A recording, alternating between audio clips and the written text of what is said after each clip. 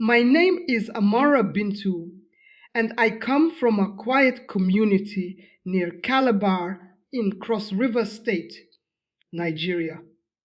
For 14 years, my life was buried in a kind of darkness that most people cannot imagine. I wasn't just a participant in the occult. I was a high-ranking witch in a coven whose single mission was terrifying. We were assigned to monitor, weaken, and destroy Christians whose spiritual growth threatened our operations. I personally coordinated attacks against more than 200 churches. I supervised the spiritual surveillance of over 3,000 believers. I trained younger witches in prayer interception, a method designed to stop answers from reaching those praying. And in those years of deep darkness, there was one spiritual practice that shook us, frightened us, and disrupted our assignments every time a believer did it correctly.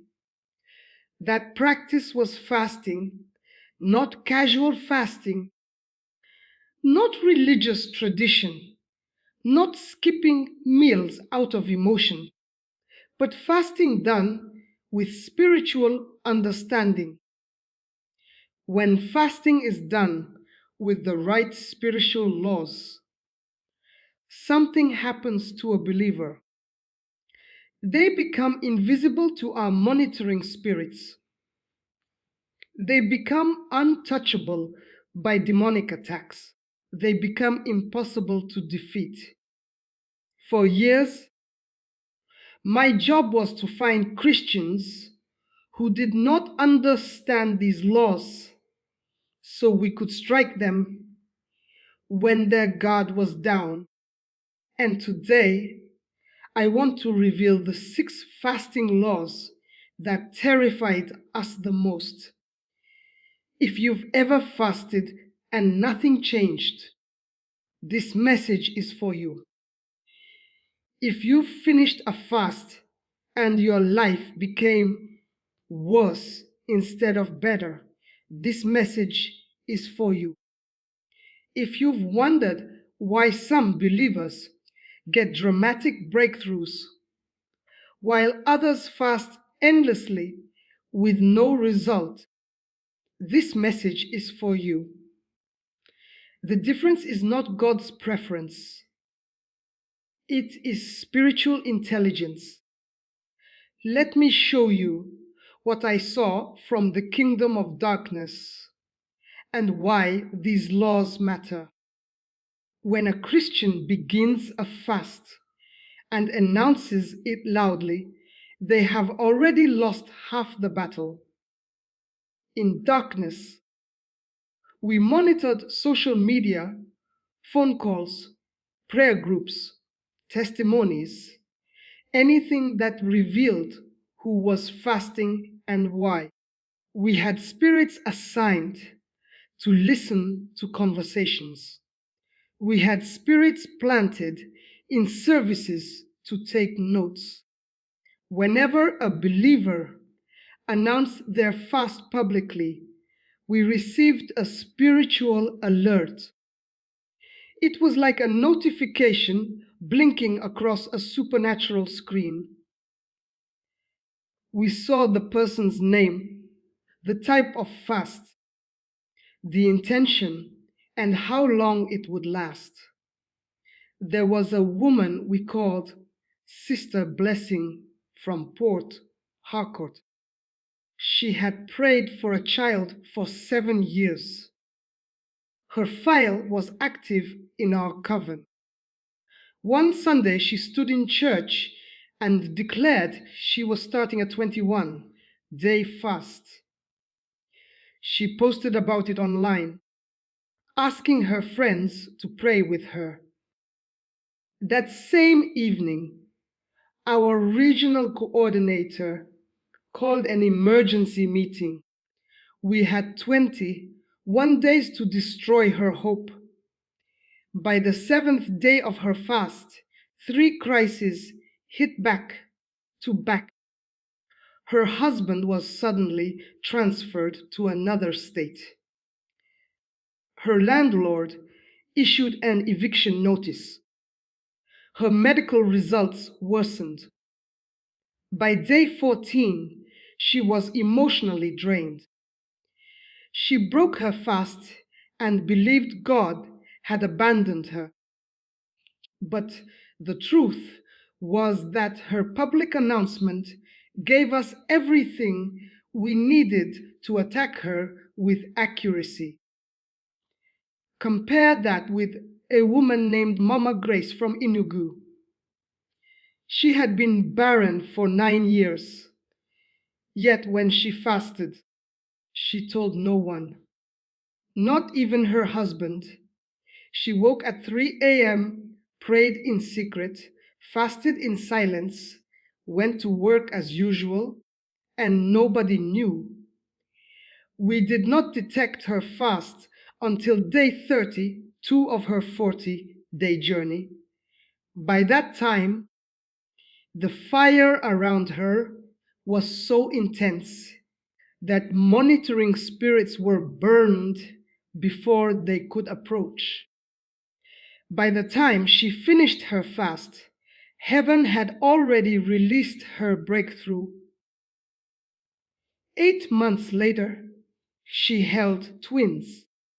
A hidden fast is a protected fast. A public fast is an exposed fast. That's why Jesus said, when you fast, do it in secret. He wasn't giving polite advice. He was giving war strategy. We knew we could never successfully attack a fast we could not detect. But secrecy alone isn't enough. A fast without purpose is spiritually useless. So many believers fast out of routine because it's January, because the church is fasting, because others are doing it. But in the spirit realm, purposeless fasts look like noise, loud but powerless. They carry no direction, no target, no precision. There was a pastor named Pastor Emmanuel in Lagos. Every January, he led his church in a 21-day general fast. Lord bless us, Lord prosper us, Lord move in our midst. But general prayers produce general results, usually none. For 4 years, we allowed his church to fast without interference because they had no specific spiritual aim. His congregation shrank, their finances weakened, the leaders fell sick, and he couldn't understand why nothing changed despite years of fasting. The problem was not his sincerity. The problem was the lack of purpose. Then there was another pastor, Pastor Michael Inowori. Every one of his fasts had a name. The fast against premature death, the fast for marriage restoration, the fast against territorial witchcraft, the fast for breaking financial blockage. He didn't fast blindly. He fasted like a warrior aiming at a target. When he announced a 40-day fast against the python spirit attacking businesses in his community, our coven panicked. That was a direct strike at a high-ranking territorial spirit. We launched our strongest attacks, but every attempt was deflected by focused prayer. His precision created spiritual fire sharper than a sword. By day 40, the python spirit was forced out of the territory. Purpose gives fasting sharpness. A fast aimed at everything hits nothing, but a fast aimed at something cannot be ignored. Another reason some believers remain vulnerable is inconsistency. They fast only during emergencies. They fast when things fall apart. We called them crisis fasters, and they were easy to defeat. When they were fasting, they became temporarily difficult to attack. But once the fast ended, their fire died down, and we continued our assignments with full strength. But consistent fasters terrified us. Their fire never went out. There was a businessman named Brother Chuka who fasted every Monday for years. It didn't matter if business was good or bad. It didn't matter if he felt spiritual or empty. Every Monday he fasted without fail. This consistency created a spiritual firewall that never dimmed. Every attack we sent hit a wall of fire and dissolved. For 7 years, we tried to destroy him. We failed every time. Even more frightening was a woman named Mama Nkechi from Umuahia. She fasted every Wednesday and Friday for more than 40 years. Her spiritual atmosphere was so fortified that even senior demonic spirits refused to approach. Her fasting rhythm eventually passed to her children and grandchildren. Her protection did not die with her. The structure she built continued. Consistency creates spiritual architecture that outlasts the believer. But one of the most important laws is alignment. Many believers fast while still living in disobedience. They fast while harboring unforgiveness. They fast while holding grudges. They fast while walking in secret sin. In the spirit realm, their fasting power leaks out like water dripping from a cracked vessel. There was a woman named Mrs. Adobe who fasted constantly yet suffered endlessly. When we examined her file, we found unforgiveness, dishonesty, bitterness, and unresolved conflicts. Her own life created open doors that allowed afflictions to remain. Her fasting generated power, but her disobedience drained it instantly.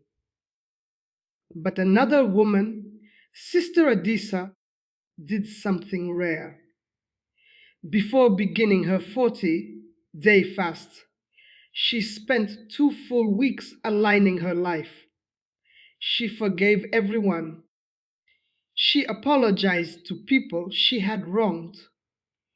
She returned money she had taken unfairly. She confessed hidden sins. She closed every spiritual doorway. When she began her fast, there was no leakage, no access point, no opening for attack. Within weeks, generational curses shattered. Fasting without alignment is like charging a phone with a broken battery. No matter how much power enters, nothing stays. Another law that frightened us was intensity. Not all fasts carry equal weight. Two people can fast for the same number of days, but their spiritual impact is totally different. One person fasts with casual prayer, distracts themselves with movies, conversations, and social media. The other turns their fast into sacred ground, disconnected from the world, immersed in prayer, crying out to God, seeking deeply with focus. In the spirit realm, the difference is dramatic. There was a pastor's wife, Mama Uchi, whose church was suffocating under spiritual attacks. She began a 21-day shutdown fast. She prayed 8 hours a day, studied the word intensely, wept before God, interceded for every family by name. The spiritual pressure she generated was so intense that our monitoring spirits began disappearing by the second week. By the end of her fast, the entire atmosphere over the church transformed. Intensity creates spiritual force. Casual fasting produces casual results.